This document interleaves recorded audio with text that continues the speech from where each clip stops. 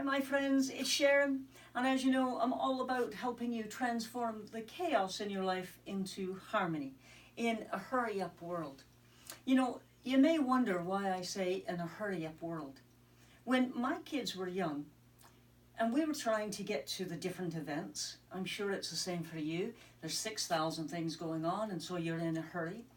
And when my kids were trying to get their shoes on and get their book bags for school, I know that my mantra was, hurry up, hurry up, hurry up.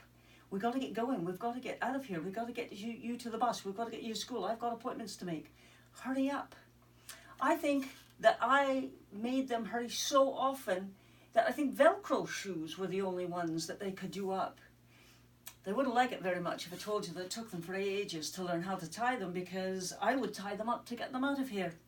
So my friends, all of these Tuesday tips at 2, these techniques are meant to help you calm that chaos by creating harmony from within, so that you can truly be with your family, so that you can truly be present to where you are.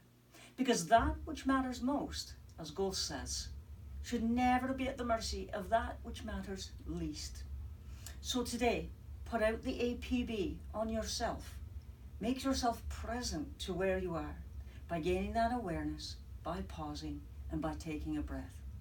And forget about the hurry-up world.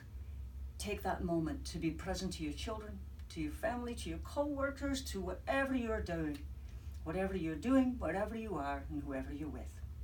And until next time, many blessings. And if you like this message, if you care, please share and send it off to others so they too can slow down in a hurry-up world and create harmony from within. Many blessings, my friends.